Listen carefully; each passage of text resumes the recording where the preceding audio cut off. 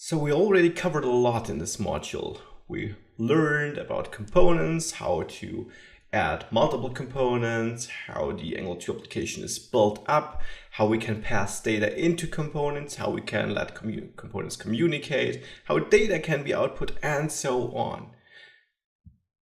There's one very important other concept with components which you'll often need when developing Angular 2 applications.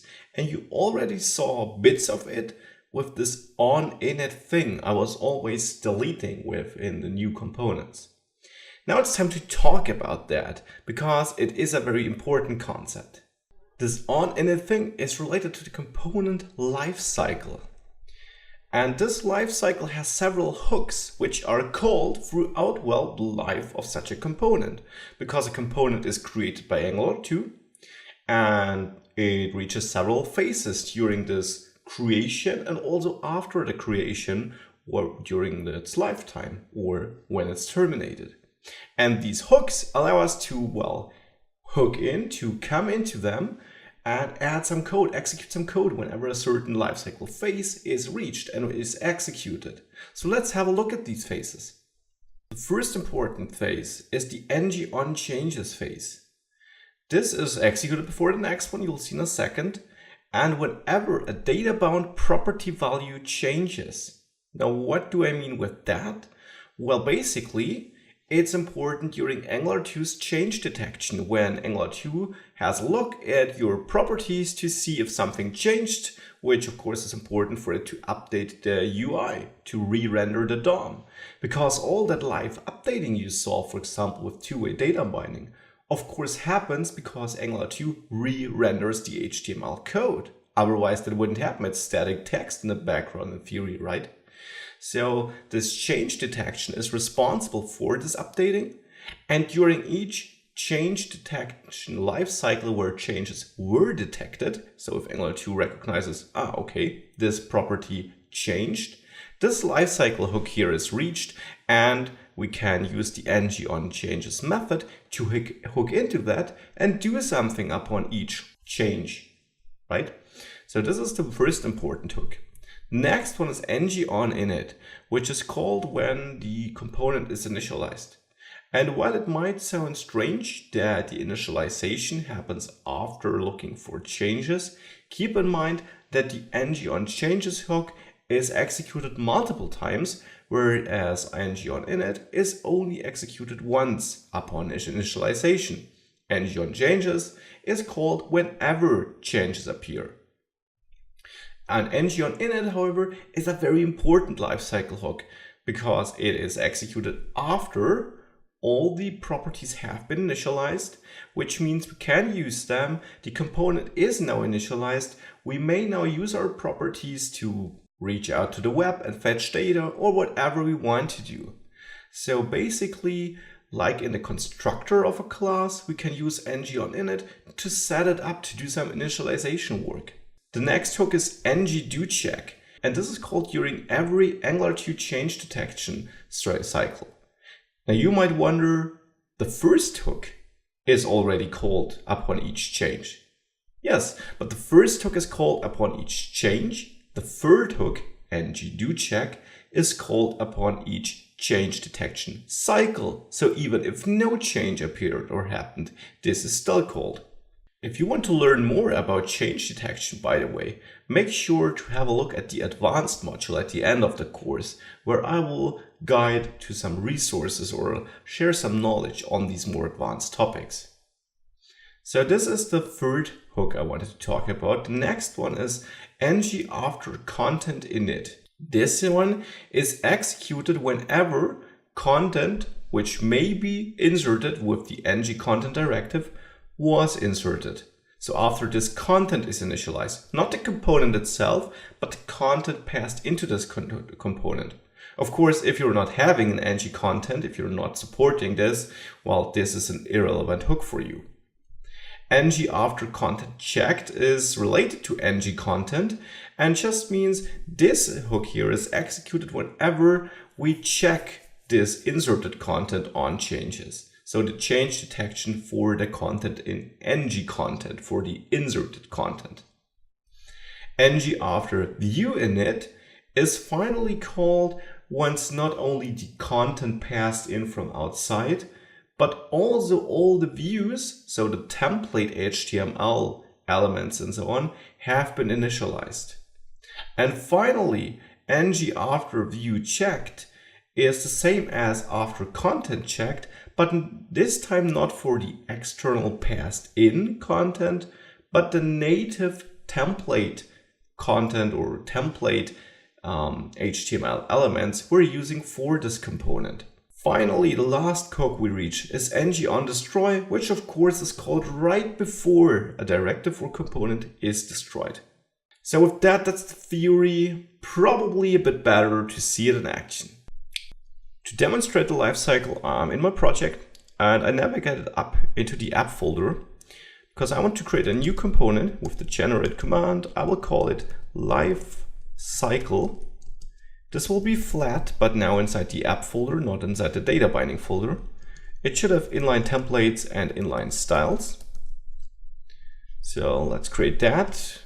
Just added 2 new files. I'll get rid of this test file. And in the lifecycle component, this is all nice. In the first app component, I'll change this import to target this lifecycle file and to get my lifecycle component from there. And I already adjusted the template to use the lifecycle component. So with this, if I reload, you see lifecycle works. Hey, great. But more important, let's see how it works. So we already get the onInit hook here, which is the default the Angular CLI sets up. Now, how does implementation of a lifecycle hook work? You see it here. We implement an interface, and each lifecycle hook of the component lifecycle has its own interface to let Angular 2 know that we're actually implementing this hook. Otherwise, Angular 2 could not call this lifecycle hook method because we might not have it in our component, in our class here. In this case, the ng-on-init method. If I delete this now, Angular 2 would give us an error if it tries to execute this method. It would try to execute it since we have this onInit interface implemented here. However, my IDE as well as the compiler will give us an error because implementing this onInit interface requires us to implement this ng-on-init method, which again makes it safe for Angular 2 to call that method. So onInit is one interface or one hook. We had a couple of others. I will implement them all. So we have onChanges, we have doCheck, we have after content init, we have after content checked, we have after view init, we have after view checked, and we have on destroy. And I just reformatted that to make sure that we don't have them all in one line. Now I can implement them here. So I'll implement the onChanges hook. Then I'll implement the doCheck hook. Then I have the after content init hook. Then the after content checked hook, and so on. On destroy. Now all these interfaces require me to implement a couple of methods. For example, ng-on-changes for the onChanges interface. Now I'll implement all of them here. So now I have all the different lifecycle hooks implemented here. And what I want to do now is I will add another method, a private method, which I will call log. All this will do is it will log the current hook to the console. Hook will just be a string I will pass into. So console log the hook. And then I will use this method in each of these hooks here. So I will call this log ng-on-changes. And so on. So I'll just copy all of that. And of course you could just console log it in here. That's totally up to you.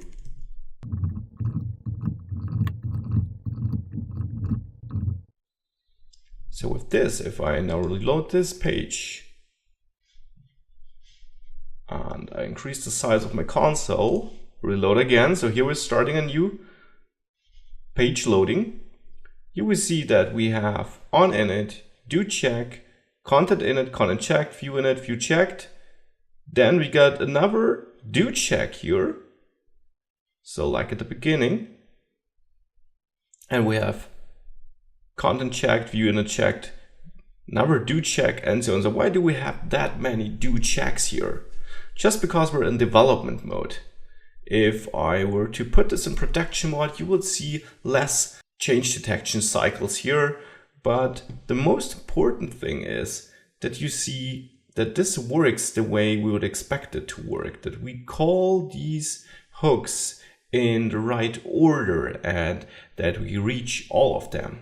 Of course, one hook we don't see here is the onDestroy hook. So in order to trigger this hook, I will add something you don't know yet, but you will know soon enough. I'll first add a button here. Click to delete, and this will have a click listener attached to it, and simply set delete equals to true. Delete will be a property as set here, equal to false upon initialization. And then, this is the thing you don't know, ngIf, I'll come back to that in the directives module, basically means only attach this component to the DOM if delete is not true.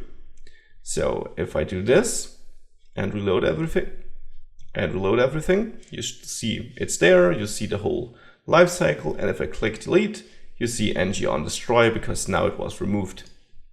So that's this thing. And this is the whole lifecycle and the possibilities you have to jump in and execute your own code besides logging it to the console if you need to do that.